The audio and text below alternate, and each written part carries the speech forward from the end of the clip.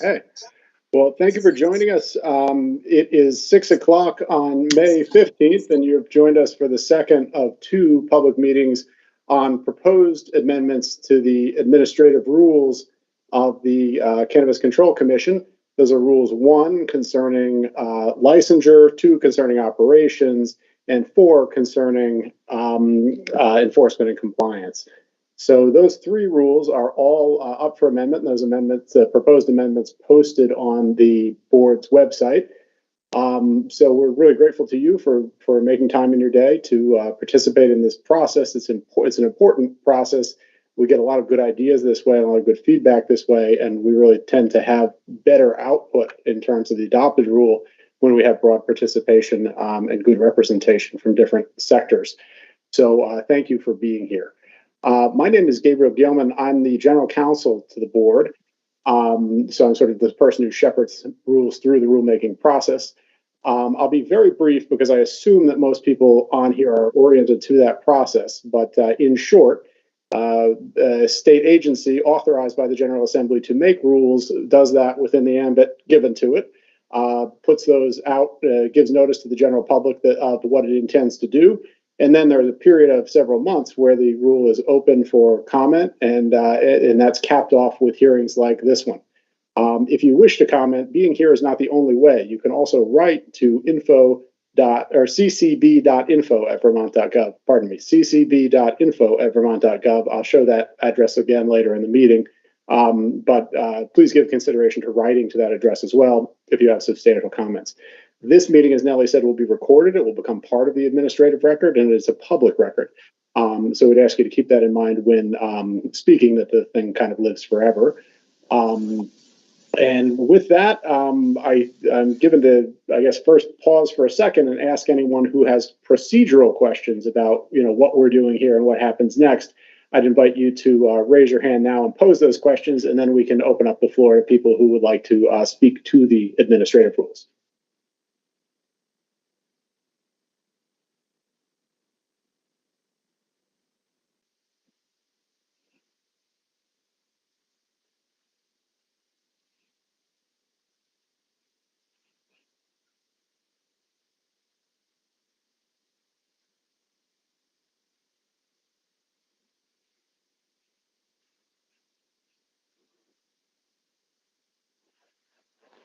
Hi, it's Keith Knapp again. I just want to procedurally understand. I know I have some prepared remarks that address the draft rules, but I find it hard to address those without the emergency rule. So I just want to make sure we can quickly go through and comment on both. Is that acceptable?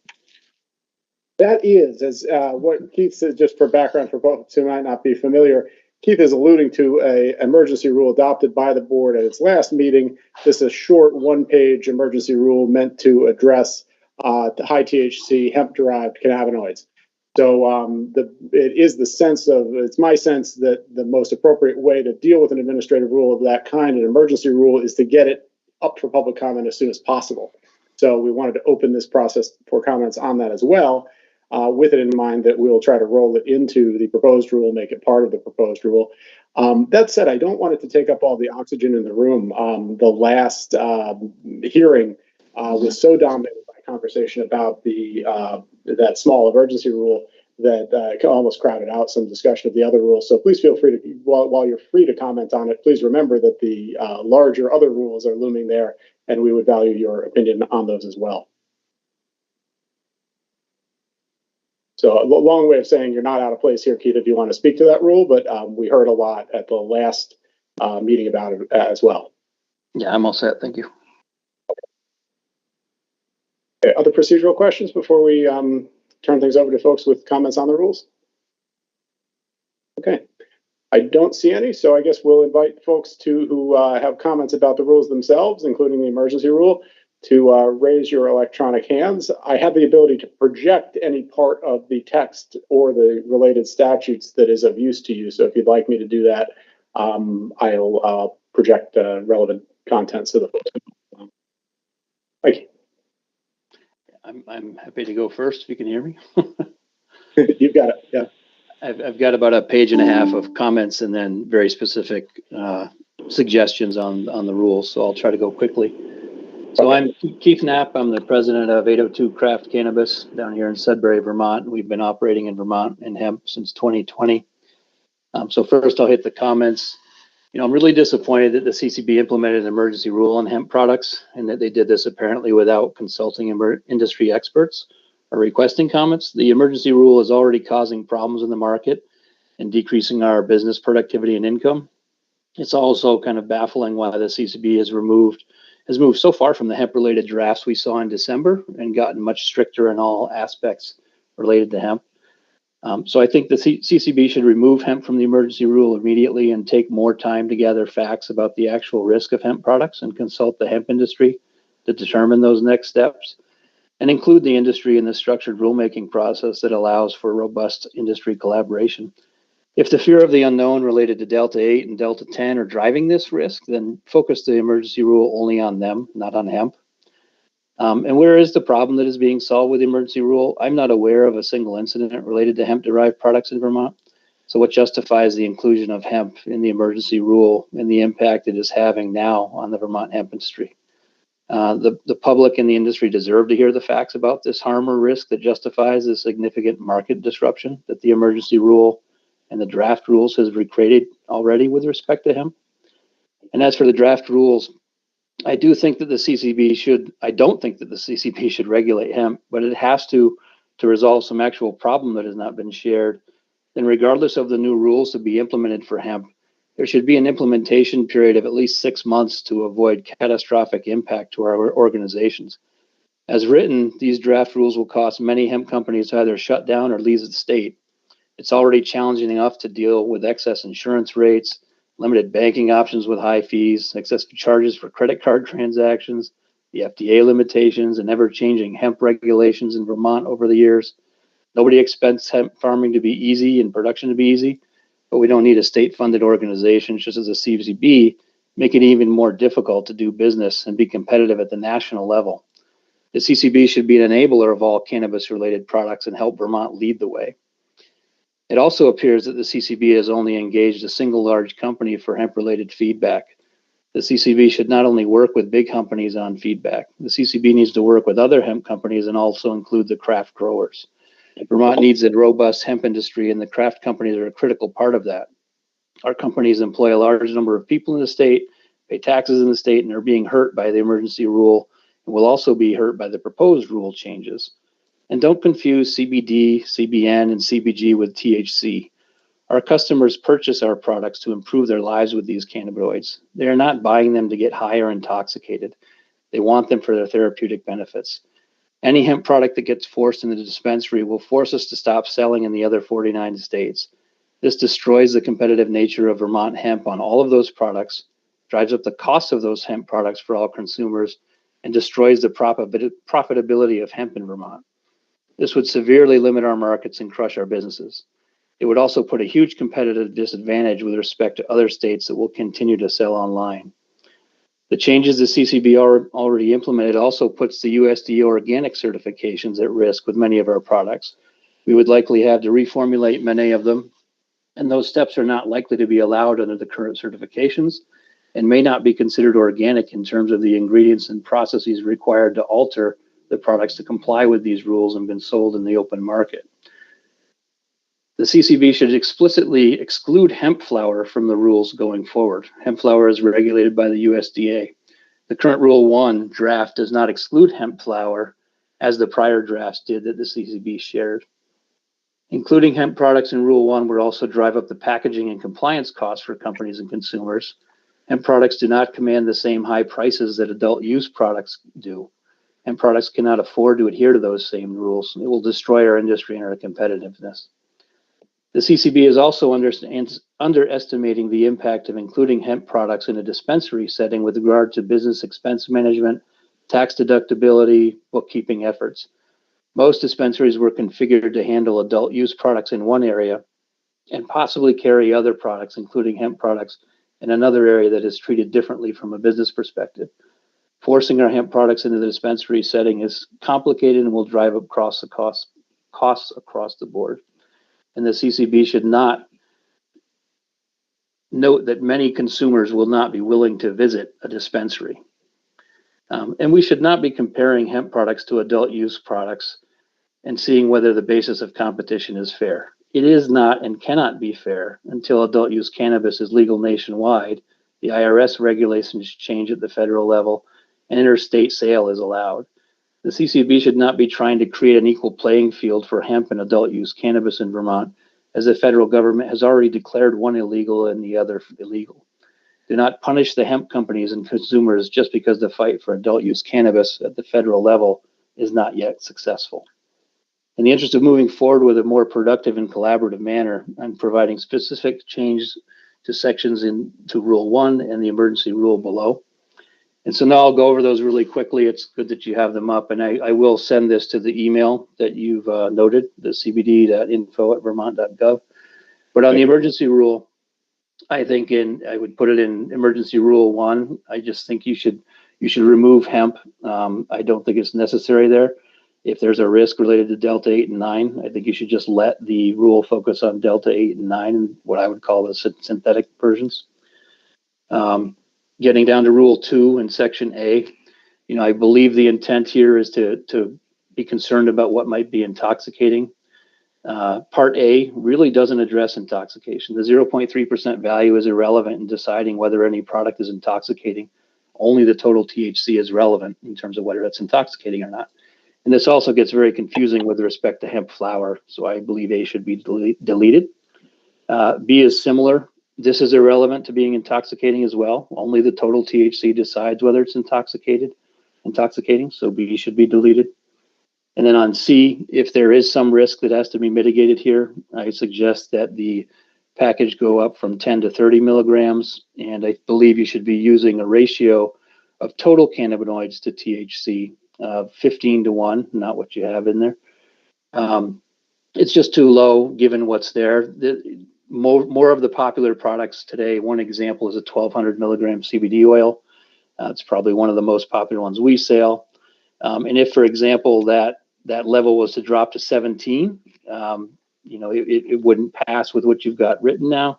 And if you do the math on that, if you had a 1200 milligram CBD tincture, it's typically in a 30 ml container, and if it had 1.5 as above in your rule, that would have 45 milligrams of THC as well. I don't think it was your intent as a CCB to make that illegal, but for example, with how you wrote it, if the ratio of just the CBD to the THC went to 17, for example, that would now be illegal and would have to be sold in a dispensary.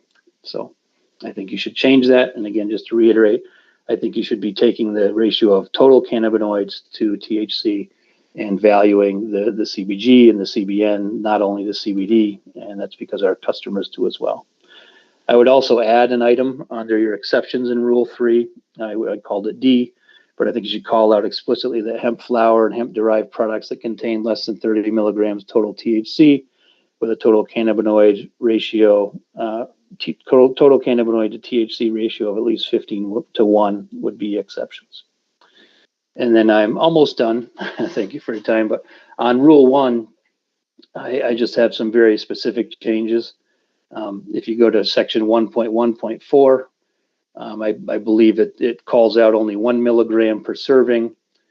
I would move that to 5, and then I would put a couple exclusions there. So after the per serving, I would say excluding hemp flower, which is already regulated by the USDA, and excluding hemp-derived topical and consumable products that are full-spectrum products that have a total cannabinoid THC ratio greater than or equal to 15 to 1.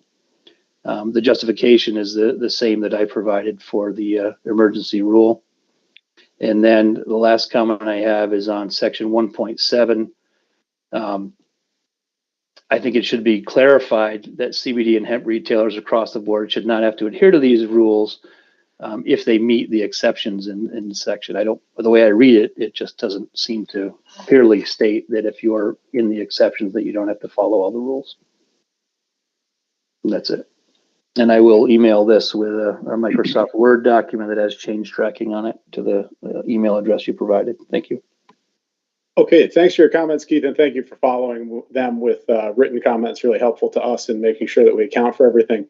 I don't typically kind of talk back to comments, but I do want to comment and clarify a few things about the effect of the emergency rule, because I think that there is broad overreading of it in terms of the restrictiveness of it, and the I think it was developed quite carefully with it in mind that the goal was to sweep in manipulated hemp products that are going whose dominant market appeal is that they really do or are perceived as causing intoxication.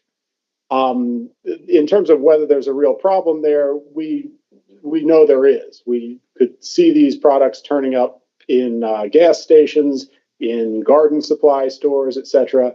And we're not talking about products from Vermont producers. We're talking about interstate shipments of sodas and other consumables, very, very clearly marketed on the basis that they are intoxicating, essentially a cannabis product equivalent, but operating outside of the system created by the legislature, both to see that those things are appropriately exposed to an excise tax, as well as to see that they are appropriately tested, monitored, marketed, and sold, especially with protections around provision to people under 21.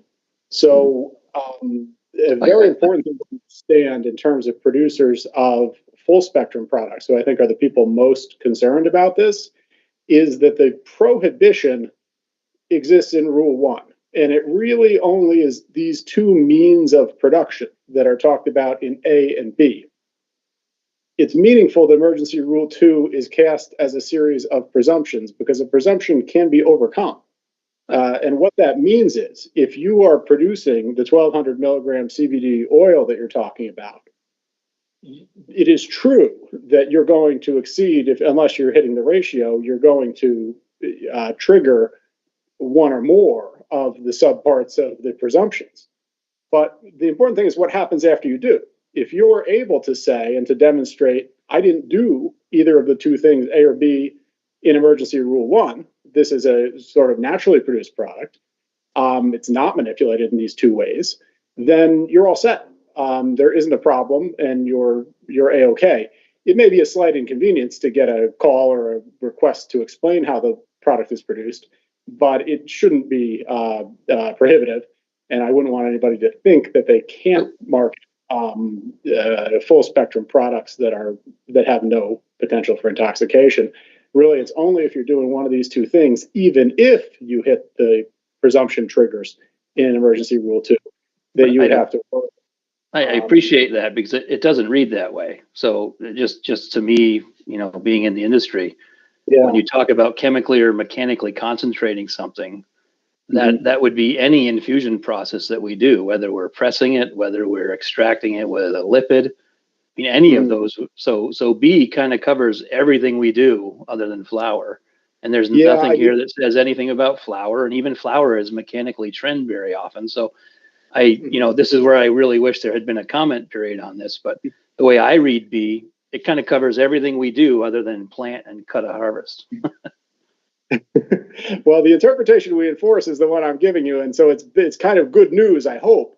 I would give particular meaning to not just concentrating, but artificially introduced back into the product, sprayed, infused, or otherwise artificially introduced. All the words after "and then." So mere concentration, if it's in the ratio it occurs naturally in the plant, shouldn't be problematic. But it is. Just as an example, we've had one crop come in at 1:17, for example. So it gets extracted with a lipid process or with a thermal process, and it would be 1.17. And I believe the way I'm reading this, it would now have to go. It would be illegal, or it would have to go through dispensary.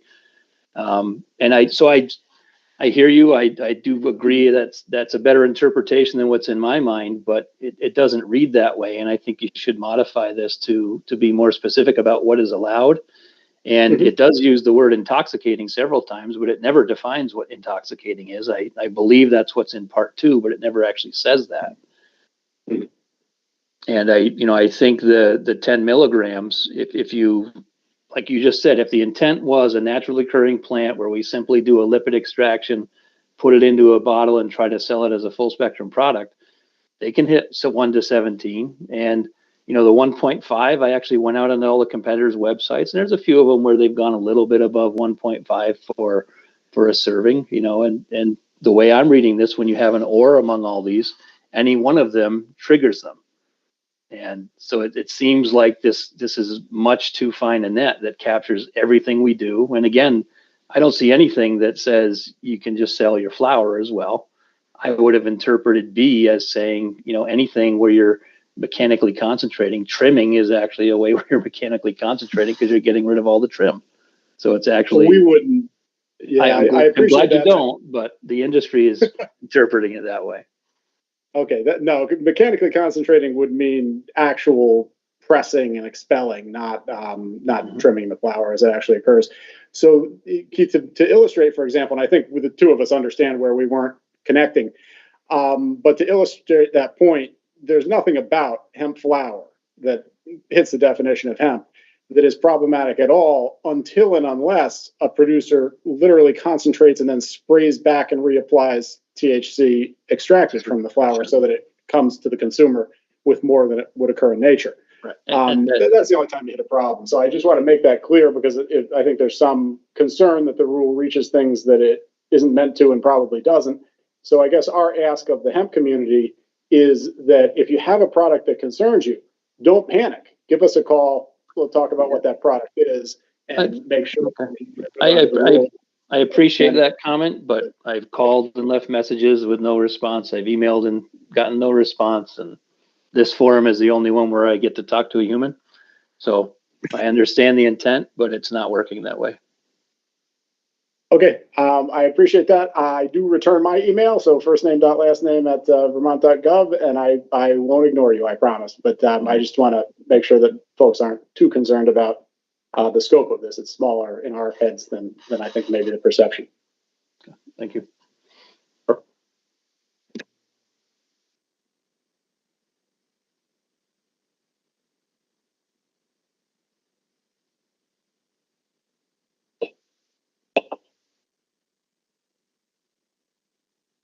Dan? Your microphone is off on your end, Dan. Hi, this is Dan. Thanks for taking my call. Hi. First off, I'd like to start by applauding Keith. I agree 100% with all of his comments. I am one of the owners of Vermont Terps Cannabis. We've been growing hemp now in the state of Vermont from the year one, registered with the Department of Agriculture. I know that this is also about the emergency rules, and we've been asked to keep it short because there are other things to be talked about tonight. But I would like to applaud the state for their stance on Delta 8 and Delta 10 products. But that's kind of, to me, where the confusion starts, because Delta 8 and Delta 10 products can also be made out of what people consider recreational marijuana. It doesn't have to come from hemp products. The cannabinoids that are found in all of the products are the same, whether it's a THC Delta 9, CBD, CBG, CBN. They're the same in all of these cannabis plants, whether it's hemp, recreational marijuana, it's the same. So for the hemp world to be taking the wrath of this Delta 8, Delta 10, it's not fair. It's not, because that's not the only place that those products can be manufactured from. They can be manufactured from the cannabinoids found in what people are calling recreational marijuana. So that's where there's some confusion and misunderstanding, at least in my eyes.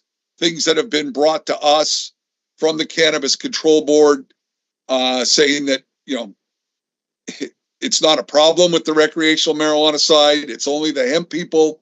That's not true.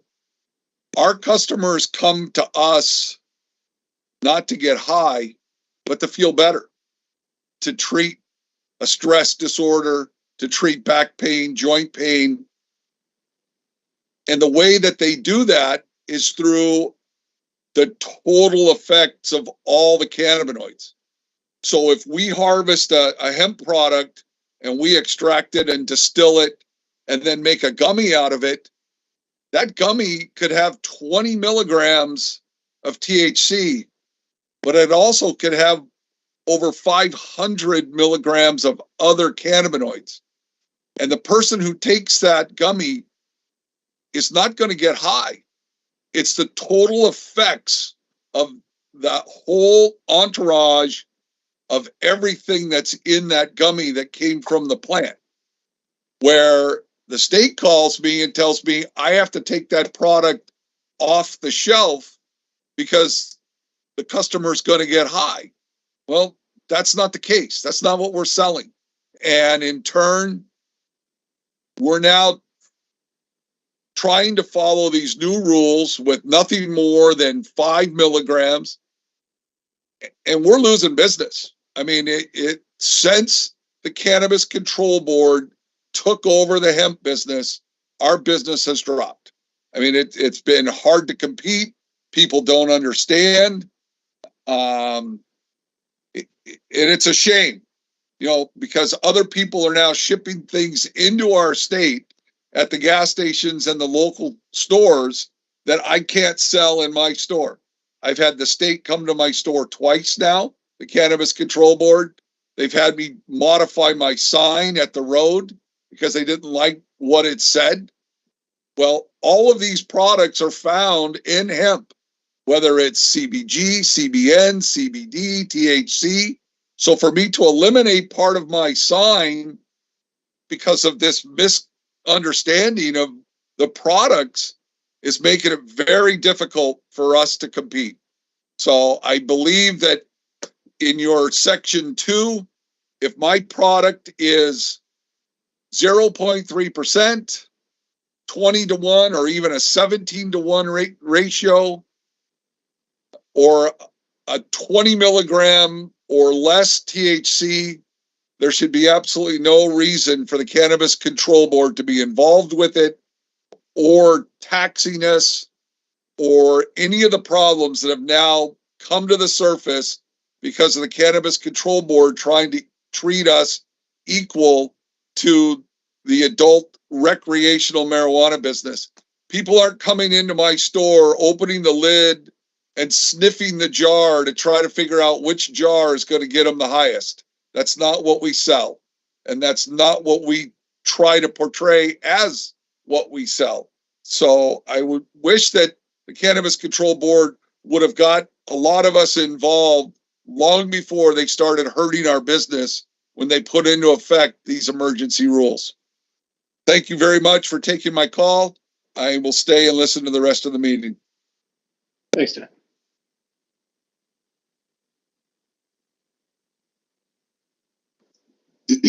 Hi, everyone.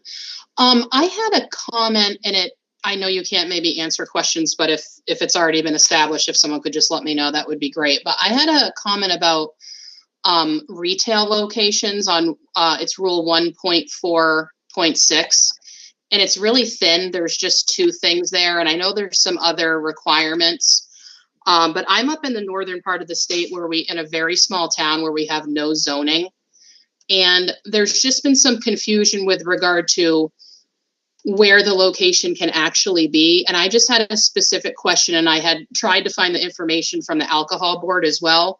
Are retail locations allowed at, say, bars or pubs where alcohol is sold, or has that not been established yet? If it has, can someone just let me know? Because then it's less of a comment and more of just information for me. Is that something established somewhere I can find, or has that not been established? I don't believe that's possible under the statute, but I couldn't say with that. So I would just comment in that case that the board think about that, because again, in towns that are smaller, population 232 people where we have no zoning, and someone from out of town comes in and applies for a retail license and wants to rent from a brewery and open a dispensary. So we have a dispensary and a brewery operating out of the same place, is kind of a concern for me to be selling, 2 controlled products in a place where a local commission is going to have really limited control over that situation. So I would really like the board to set some parameters around, okay, yeah, you can't be within 500 feet of a school, but can you operate where other, substances are sold? Bars, breweries, grocery stores. Again, towns with no zoning, we don't really have any way to address this. So I would just, an A and a B, that's really thin. I would like to see some more guidance for us towns that are smaller, that are just trying to navigate this. I would super appreciate that. Thank you so much. Okay. Thank you. I appreciate it. And just off the cuff, my strong guess is that there are statutory prohibitions both in the liquor law and in the cannabis statute that would be insufferable for that. Would that cover, that's great news. I haven't been able to find it, but would that cover, like, for example, if you're, at a bar and you're in a restaurant, it's okay to be in there if you're under 21, provided you're not sitting up at the bar. I'm thinking like on the grounds, if you've got a mixed use property and one of these things is a cannabis dispensary, and there's a restaurant and a bar all within the same buildings, that's kind of what I'm wondering. Can someone under 21 years old be on the grounds of a marijuana dispensary as the statute's written right now? Has that been established? And if not, I'd love to see that established. Elsewhere in the rule, you can find some content on that, but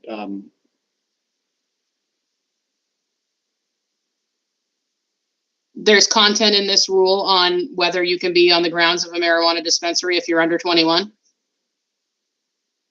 Yes. Okay, great. I'll check that out. Thank you. Thanks.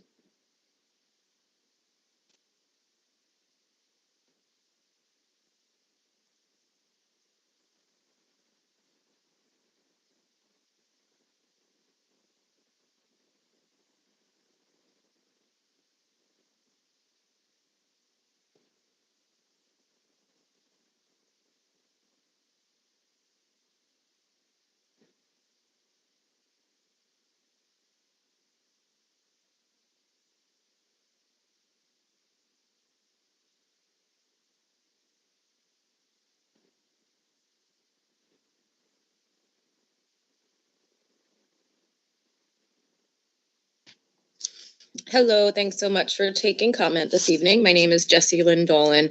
I'm a nurse and also a Vermont State trainer for the cannabis employees. I just had a few comments regarding the different rules.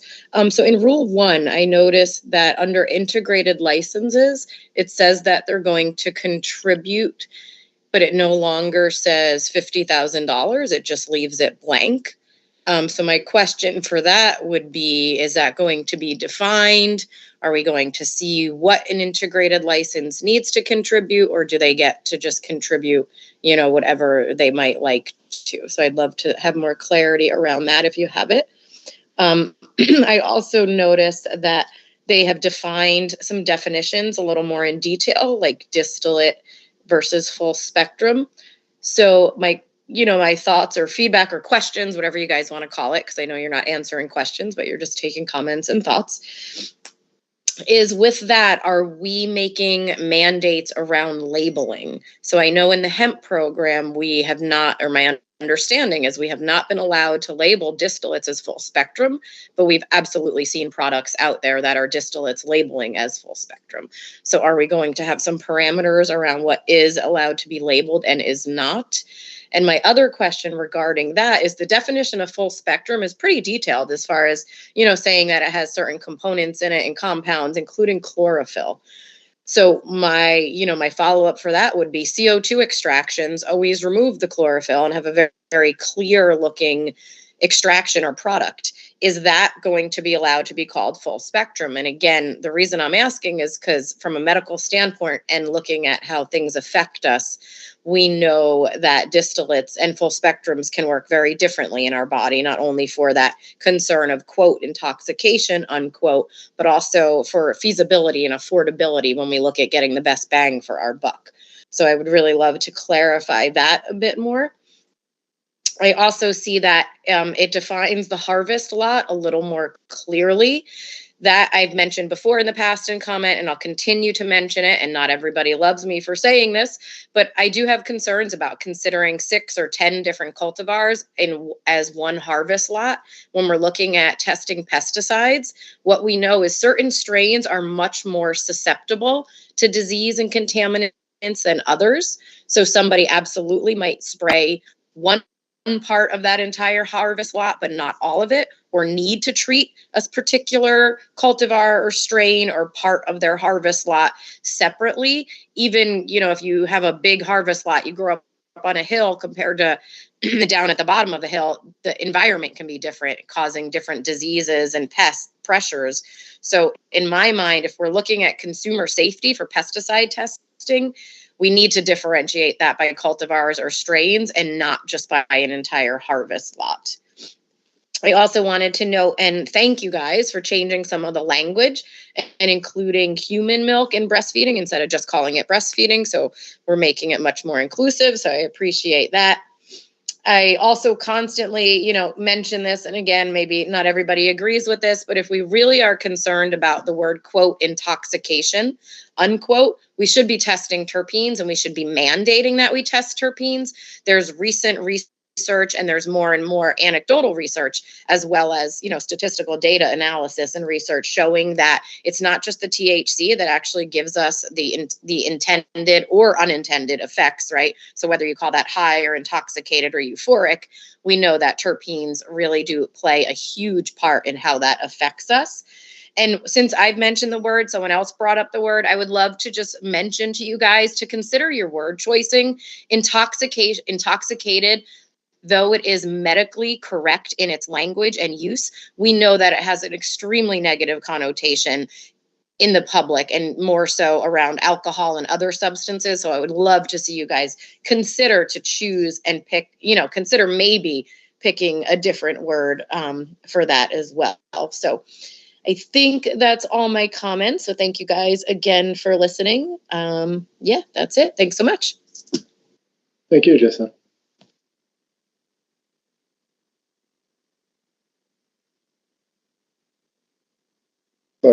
Riley, looks like a hand is up from Riley. Hello, everybody. Thank you so much for everything and letting me speak. I'm a state vendor trainer. I'm also a employee at a local dispensary. Also a hemp grower and farmer that we've been registered with the state for a long time. One thing I did again want to mention, something I mentioned frequently, is that it is getting warmer, and we are we're forcing people to leave their kids in cars. I work in a dispensary. It's something I see all the time. And it is something that I would love to avoid is not having that get to a dangerous point. Not only does that just increase the stigma that cannabis is faced with, it causes parents to feel like they're hiding from their kids and stuff like that, even though there's absolutely no way, as long as the dispensaries are following, all regulations, there's really no way a kid could get access to cannabis because it's all locked up tight. And again, it's something that not only adds to stigma, but it will become a danger in the future as it gets hotter. Another thing I did just want to touch on was also we are seeing a lot of cannabis products that are not labeled with, if it's a distillate or full spectrum. And we have heard today from some very awesome people that there are very big differences in the products, not only for actual medicinal use, but prices and environmental impacts and stuff. So I just wanted to thank for everybody for letting me speak. Also, again, if we could encourage people to look at allowing children into dispensaries and stuff like that, not only for the stigma, but also for the sheer safety part of it. But yeah, thank you so much. Thank you, Riley. I appreciate it. Just going to flash on the screen really fast the relevant section of statute we have to work within. This is 7 VSA 866. So some of the elbow room here is governed by the statute, which is linked from our website. Appreciate your comment.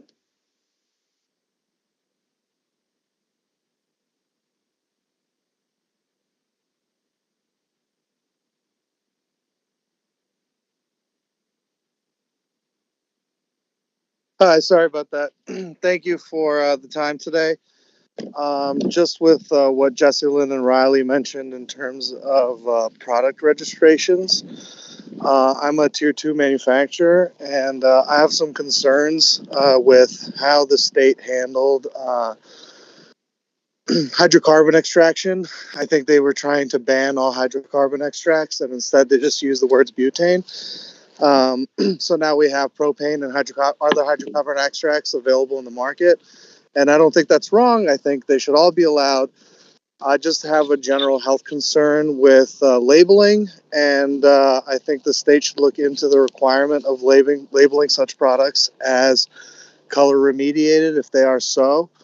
We're talking about stripping the product down. It's not something that actually improves the product other than its quality for a visual inspection on sale. It's actually very common in legacy markets and unregulated markets because it's a way to turn very bad product into visually appealing product. And considering how many manufacturers and retailers might not be aware of these techniques and how they exist, I think the CCB should step in and either ban it or require that products are labeled as such if tier 3 labs are doing that. I think it's an important thing to get ahead of now. So I appreciate the time today and thank you. Thank you.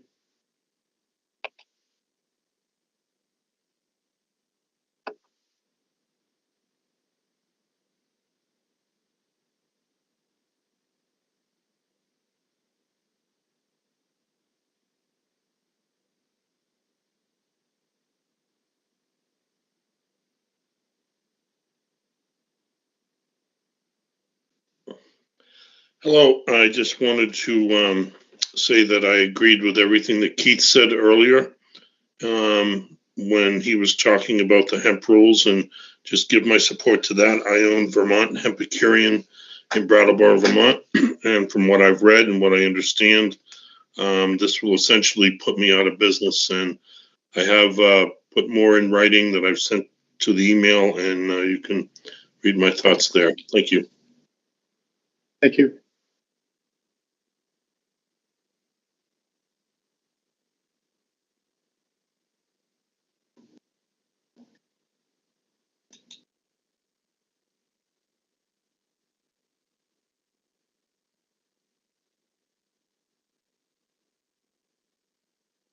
Okay, well, it sounds like everybody that wanted to be heard has had that opportunity. I'm going to flash on the screen in closing the notice of rulemaking that had the important information there. You can find this on our website.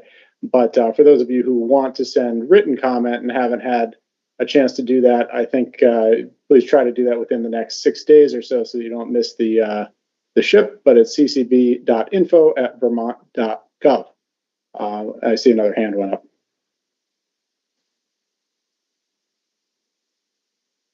Hi, it's Keith. Can you hear me? Yes. You just mentioned another email, because I've emailed that a couple times with no response and left messages. I just didn't catch it. I think you said first dot last name, but I don't believe that I know your first and last name. Oh, my first name Gabriel, last name Gilman with 1 L. Thank you. Thanks. Okay.